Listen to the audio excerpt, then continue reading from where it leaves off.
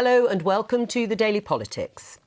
Thousands gathered in Parliament Square last night in defiant support for him. But today, Labour MPs are voting on a motion of no confidence in Jeremy Corbyn. Can the Labour leader survive? A vanquished Prime Minister returns to Brussels to tell fellow EU leaders that the British people have rejected the deal they offered to stay in the Union. What kind of deal will they offer the UK outside? And who will be the next Prime Minister? The runners and riders line up in the Conservative leadership contest.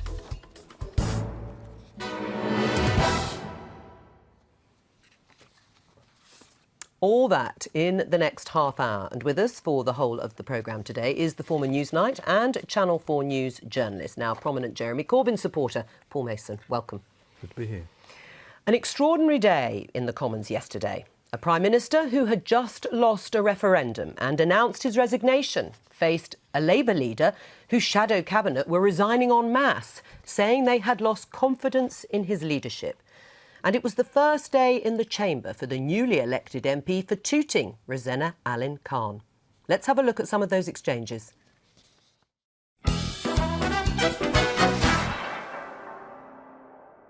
With over 33 million people from England, Scotland, Wales, Northern Ireland and Gibraltar all having their say, we should be proud of our parliamentary democracy, but it is right when we consider questions of this magnitude, we don't just leave it to politicians, but rather listen directly to the people.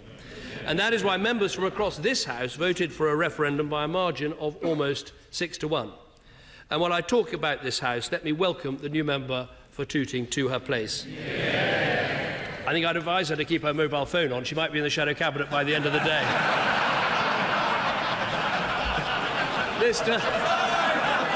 Mr. Speaker, the British people have voted to leave the European Union. It was not the result I wanted, nor the outcome that I believe is best for the country I love. But there can be no doubt about the result. Of course, I don't take back what I said about the risks. It is going to be difficult. We've already seen that there are going to be adjustments within our economy, complex constitutional issues, and challenging new negotiation to undertake with Europe. But I am clear, and the Cabinet agreed this morning, that the decision must be accepted and the process of implementing the decision in the best possible way must now begin. Mr. Speaker, tomorrow I'll attend the European Council. In the last few days, I've spoken to Chancellor Merkel, President Hollande and a number of other European leaders. We've discussed the need to prepare for the negotiations and in particular the fact that the British government will not be triggering Article 50 at this stage. Before we do that, we need to determine the kind of relationship we want with the EU. And that is rightly something for the next Prime Minister and their Cabinet to decide. As political leaders, we have a duty to calm our language and our tone, especially after the shocking events of 10 days ago. Our country is divided, and the country will thank neither the benches in front of me nor those behind for indulging in internal factioning manoeuvring at this time. We have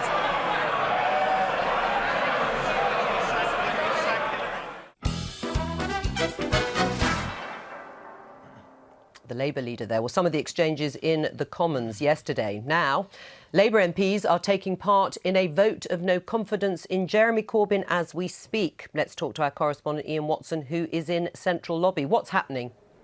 Well, Joe, the ballot opened about an hour ago. MPs are voting just round the corner from here, but in an area closed to the public and to the press. It's going to be a secret ballot, and that probably makes it even more likely that the result will be an overwhelming vote of no confidence in Jeremy Corbyn. Certainly we had a guide to that in here last night at a meeting of the Parliamentary Labour Party, and I just ran into a veteran Labour MP on my way in this morning. He said, in the 40 years that I've been an MP, I've never been at a worse Parliamentary Labour Party. Alan Johnson smacked into Jeremy Corbyn, saying he had to take responsibility for the referendum.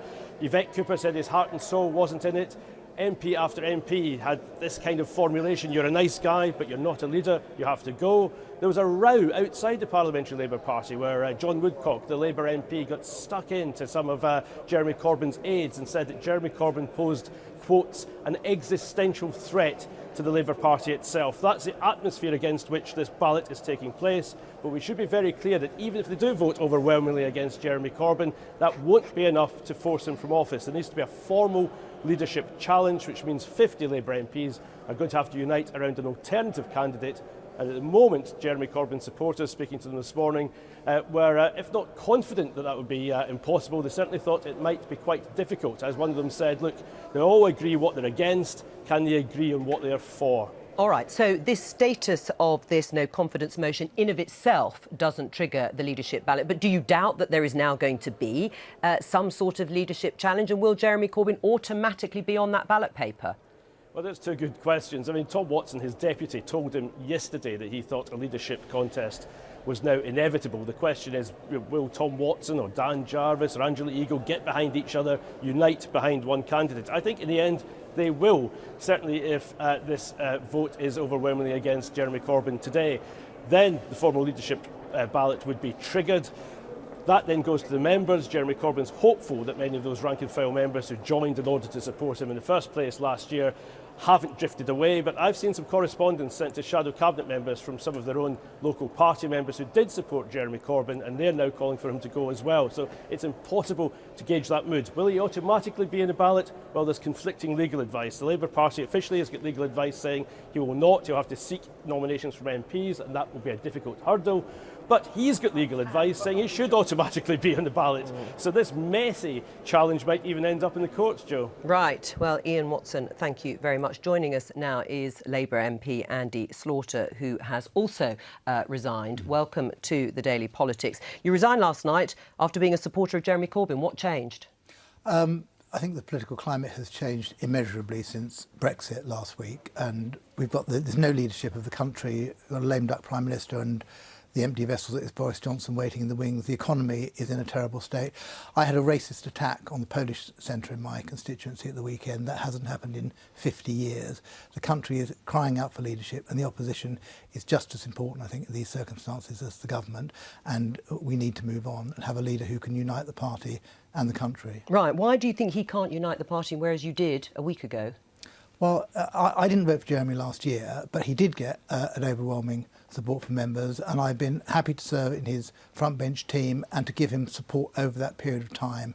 But I think that what happened in the Brexit campaign, and I think the response of my colleagues, we'll see in the vote tonight. People talk about the membership, and the membership is absolutely important, but I consulted my membership, my activists, before I took this decision, and overwhelmingly the people, the elected councillors, officers, the party activists in my constituency said, no, we need a new leader. Right. I mean, the majority of the front bench have asked Jeremy Corbyn to go. 46 MPs have quit. The party is tearing itself apart as a result of this, and Jeremy Corbyn is still clinging on. Surely he has to go. He's clinging on because he has the support of the overwhelming majority of the members. Does he, though? You didn't even consult your own CLP. As I understand it, you consulted the committee of your CLP, which I presume are all your friends and colleagues, long-time people, because you've been a long time in Labour politics. But to me, one thing I agree with you is this is a massive moment for the country, in which the duty of MPs should really be to represent the country and not the party. They shouldn't have woken up on Friday morning and asked themselves, how do I get rid of Jeremy Corbyn? The Labour Party is one of the big institutions in this country, and it needs to be communicating through its 400,000 members, through its unions, with our people to calm things down and give messages of solidarity to the Polish community in your constituency, to the black people and Muslims who've been racially abused. I thought Jeremy's speech was brilliant, actually, in the Commons. Were you one of the people who sniggered? I'm sorry, I don't. Were you one of the people who sniggered behind him? I have no idea what you're talking And what Did you shout resign? What difference would that make? Did you shout resign? I mean, sorry. Jeremy stood up and spoke for Britain. Let Andy Slaughter answer those questions. I mean, what Paul Mason is saying to you is, did you mock Jeremy Corbyn? Those questions don't deserve an answer, but for the record, I have been completely supportive of Jeremy. I said nothing at all. I was in for the full statement. I made my own contribution in the statement. I was in the PLP meeting. No, I disapprove of any behaviour of that kind, of course. And let me just say this, I have huge respect for Jeremy. He's been a friend of mine for 30 years. and I agree with him on many, if not most, policy issues. So don't make silly accusations like that. No, I asked you a question. Right, and he said... That's good. Well, that's good. Well, let's name some of the people who did. Right, well, hang on. Let's come back, though, to the issue of Jeremy Corbyn himself. People don't believe he can win the election. People within the Labour Party, the Labour MPs who have resigned, they don't believe that he can win a general election. I think if their some of one them is called actually later do on... believe Well, hang on he a second. can. Hang on. But my question is, if they don't believe he can win a general election, and we are still in a parliamentary democracy, and therefore a party has to be led by someone who can actually command the authority and support of their MPs, it's over. I think Jeremy can win the election, and I think this is the reason why, the Blairite wing, which has yet to show its hand... Is Andy Slaughter of the Blairite wing? No, is Lisa Nandy of the Blairite wing? Let me finish. The Blairite wing is coordinating this. They are raising money right now for a candidate, and it is them who believe, I think, that Jeremy can win. They moved on Friday morning in a long-planned move because they believe now, because there's going to be a short-term election. They thought they had 2 years to get rid of him. They now don't. It's logical for them to move against him, but I think that dupes in the centre-left of the party, who are going to be like the sort of tethered goats for the Blairites, for the war criminals, for the people who support torture and rendition, you really need to think about what you are doing. Right, well, this is bloodletting in the Labour Party, isn't it? I mean, this is what's going to happen. John McDonnell claimed there were 10,000 people in Parliament Square. I don't think there were 10,000. How many do you think? I was on the platform. I thought it was about 5,000. OK, so 5,000. Yeah. But you were there at the rally. So John McDonnell was exaggerating, basically. Well, I don't know. By the time he was there, it looked bigger than when I was there. But what do you say to them? What do you say to those people who did elect and chose Jeremy Corbyn? What do you say to them now that you have all withdrawn your support? I've said already that Jeremy did get a majority vote last year, and I didn't vote for him, but I was absolutely prepared to give him a fair wind in relation to this, and I think that's what I've done. 30 years, I'm very uncomfortable doing this. I've never done talk publicly about the internal affairs of the Labour Party, but as I've said, I think this is a time of absolute national crisis, and the government is giving no leadership at all on this. Cameron's walked away. We have to be responsible. We are a major national political party. We are the voice for particularly poorer people in this country. We have to be giving leadership. And that undermines your claim that this is some sort of Blairite orchestrated campaign. Andy Slaughter is not of that wing, nor are scores of the MPs who have withdrawn their support. There were claims last night that a lot of the banners at the rally that you attended were Socialist Workers' Party. They weren't actually Labour Party supporters, not all of them, but a significant... How big do we think the SWP is? Well, I don't know. You tell me. I think in a few hundreds, and I don't think all of them were there. Right. I think it was the Fire Brigade Union. I met a pub full of ASLEF train drivers. And what you have to remember, and what the people doing this have to remember, is that the Labour movement has massive social capital in this country. An ASLEF train driver can bring 10, 15, 20 other people from a working class community. And what is more, that same kind of person can walk into a pub or a club in one of these UKIP supporting places and actually face up to all this racism and bigotry. Our movement is full of people who can actually command the respect of and have a dialogue with the British people at this point. And do you think those MPs who've resigned can't do that? There's no candidate. There's no candidate. Right, well, hang on, we're going to come on to an alternative. If there was a candidate, do you think that would make it a much more viable option? It's no surprise that with there Labour isn't. leadership rules, there has to be a candidate. Yeah. Who is that candidate going to be? We'll find out, I suspect, in the next few Who days. do you think Right, it so there should be? isn't anybody. Well, there are a number of people in the PLP who would make very good leaders of the Labour Party, very good Prime Minister. Who would you support? I'm going to wait and see who the runners and riders are. So anybody except Jeremy? They'll be the first. Anybody? Well, hang on. Dennis Skinner? It isn't a case of anybody but Jeremy Corbyn in terms of Andy Slaughter's personal view, because he supported him.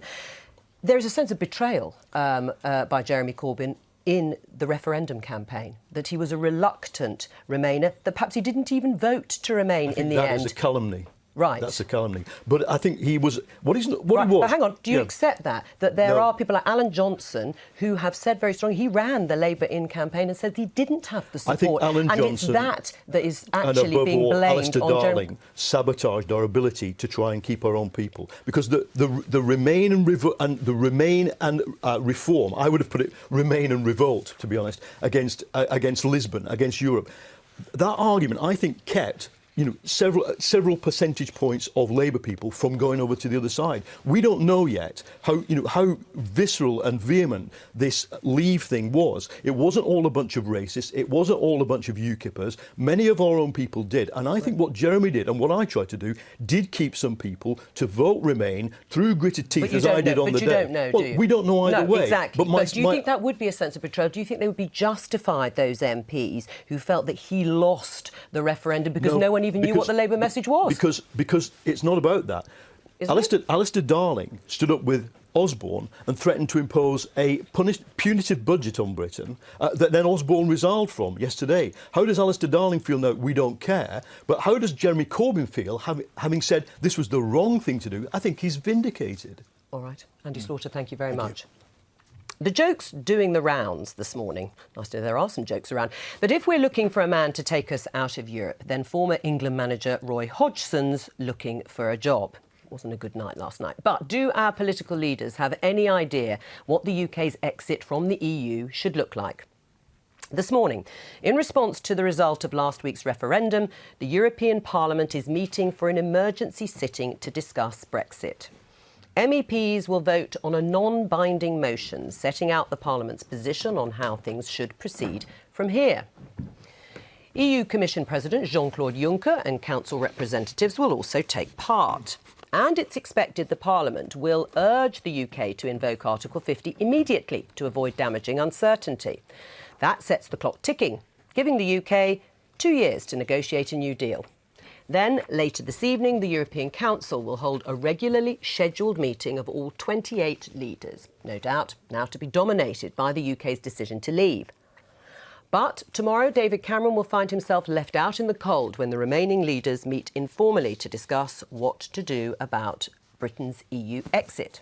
Speaking in the European Parliament this morning, the President of the European Commission, Jean-Claude Juncker, urged the UK to clarify its position on Brexit as soon as possible. He also had some stern words for UKIP MEPs after he was heckled by one of them. We must respect British democracy and the way it has voiced its view.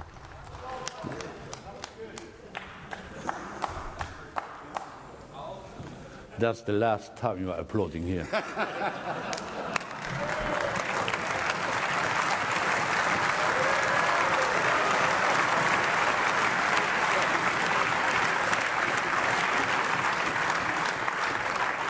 And to some extent, I'm really surprised that you are here.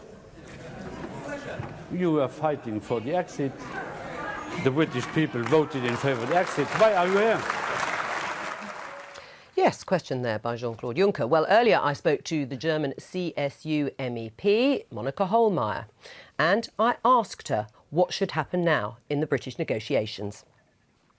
If it is today or tomorrow, that's not the question. But if it lasts very long, I think that a lot of member states are fed up with this kind of cherry picking, let's say it like this.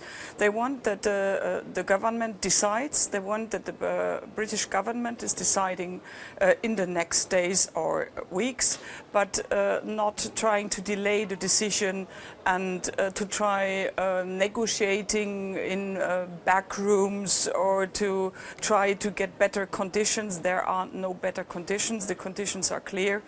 And if Great Britain wants to leave, and we respect the referendum here in the European Parliament, it's a democratic decision, but the British government has to decide about Article 50. So there could be a situation where Great Britain in negotiations could ask to have access to that single market, despite what was said in the campaign, and unlike Norway and Switzerland, avoid freedom of movement. I'm absolutely sure that there is no cherry picking possible. So here in the Parliament, it was very, very clear that the Parliament is fed up with this kind of cherry picking. We would like to have the advantages, but no disadvantages. We would like to have the rights, but no obligations. We would like to have the money, but no payments. So this is not possible. So if Great Britain wants to have something of the European Union, then they have to give something. So the normal rules in the European Union, but to try always to have something special for Great Britain and the others have to do more, no, this is no more accepted. Great Britain is a member of European Union or leaves the European Union, and if Great Britain wants something of the European Union, then they have to give something for it. German MEP Monica Hohlmeier there, and the Conservative MP and former Cabinet Minister Owen Paterson, who campaigned for leave, joins us now. Welcome to the Daily Politics. No cherry picking. You just can't have your cake and eat it. No special treatment. Britain or the Leave campaign humiliated people from other member states during the referendum campaign. You're just not going to get the deal you want. Well, I think everybody has to understand that leave means leave. We have this massive vote, the biggest majority anybody's ever had in British history. So 1.3 million have voted to leave. And that means we're going to leave the political arrangements, and we made it absolutely clear throughout all the referendum campaign we want to have a new relationship based on trade and cooperation. They have, i.e. our neighbours, have a massive surplus with us. They have a huge interest in coming to a deal.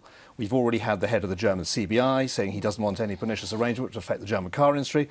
There's 1 million Germans working for companies this morning whose products are sold to the UK. But there's going to be no special treatment. And do you now accept, now that Britain has voted to leave the EU, and we had all these discussions before the actual poll itself, that if you want any access to the single market as part of the trade deal that you want to make, you will have to accept some form of freedom of movement?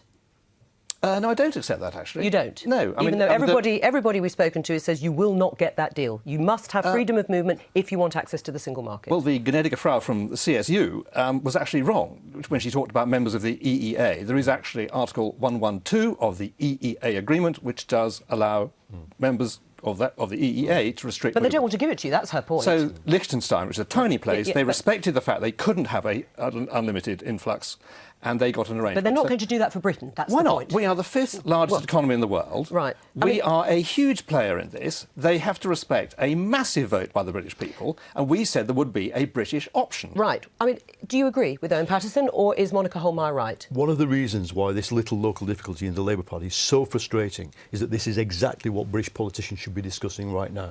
I think in order to calm the markets, most people don't realise what the danger to our country is. We should be putting forward, any of the Tory candidates should be committing right now to an EEA request. Now, you are right, Owen, that under the EEA there is a emergency brake procedure for Can you just free say movement. the European Economic Area, of which Norway and Switzerland are a part? Yes, because what it would do, it would signal to our European partners that we want to remain part of the single market, and that we're prepared to negotiate on how we apply free movement. I think that could be a cross-party position. Right. It could calm the markets. I wish the Labour Party was in a position to actually discuss it. You are, though. I think you should do it. Right, but are you in a position? I mean, who's in charge? Well, the Prime Minister is in charge, and he's resigning. He said he's not going to do. He said he's not going to do anything with the negotiations. Yeah, but you're quite right, and there is some cross-party agreement on this. I talked to a senior Labour MP last night. Hang on, answer my question. Who's in charge at the moment of these negotiations? Well, the Prime Minister said he's resigned, and we're about to have a leadership election. Right. We'll have a new Tory Prime Minister soon. Right, but there's no one in charge at the moment, is there? Oliver Letwin is doing the preparations, and I asked yesterday in Parliament, would there be a white paper? And apparently there won't be. So this is in flux. In the meantime... Right, so there is a flux period. There is cross-party talk, and I talked to a senior Labour MP who was a very strong supporter of leave, and he had some really good ideas last night on immigration, which I thought was good, that there are sensible people in the Labour Party working on this. Right. We know these huge votes in Hartlepool, Mandelson's old seat, 71%, Birmingham. We know, and I had people covered in builder's dust outside my polling stations who are absolutely understand the need for managed immigration, but they understand we cannot go on building one house every 6 minutes. You wouldn't give up on managed migration in order to get a favourable trade deal? No, certainly not. Right, OK, but Dan Hannan, who is a Tory Eurosceptic Leave campaigning MEP, said that actually he would, and he thinks that's what will happen. I think he's been mimisinterpreted.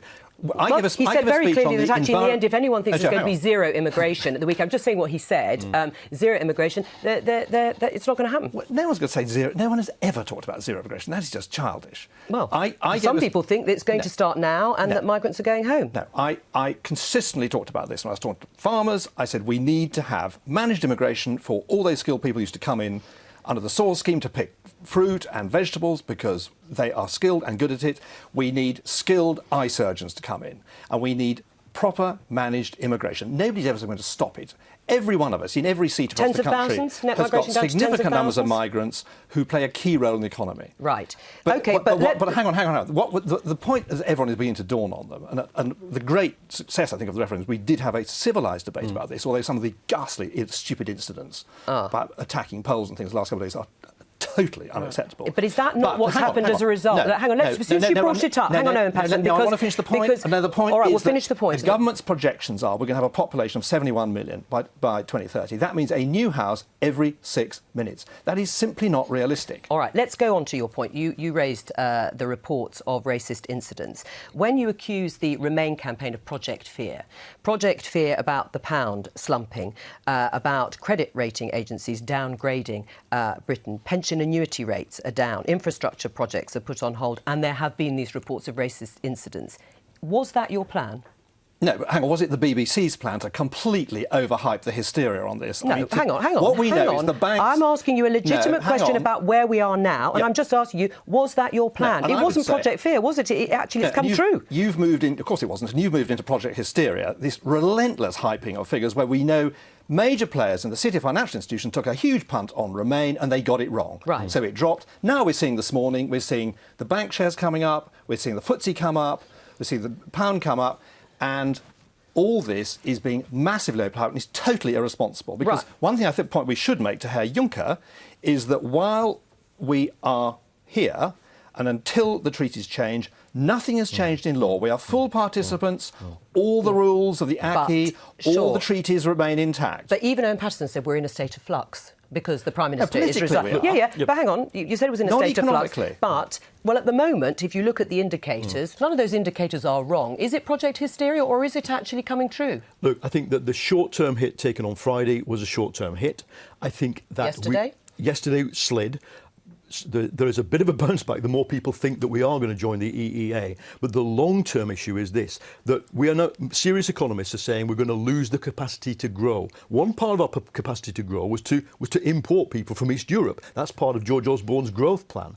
Beyond that, if there is disinvestment, if car companies, if finance companies move, then that debt that we've got will be measured against a permanently smaller economy, and then we are actually in quite big trouble. Hang on, because we're going to have to move on. I'm afraid we've only got half an hour. Now, stay with us, because we should have a new Conservative leader by the beginning of September. That's the timetable that's been proposed by the party's 1922 committee. Nominations will close on Thursday, so who's going to roll up their sleeves and walk through the Downing Street door?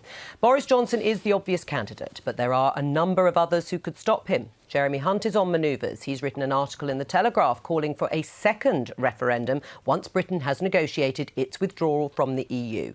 Work and Pension Secretary Stephen Crabb is understood to be teaming up with Business Secretary Sajid Javid for a joint campaign. And it's being reported in the press this morning that Theresa May is emerging as a potential favourite. Others who could throw their hat into the ring include Liam Fox, Nicky Morgan, Andrea Leadsom and Dominic Raab, although one person who's definitely ruled himself out is the one-time favourite, George Osborne. He's written in The Times this morning that he believes he is not the person the party needs to provide the unity that is needed for the party and country.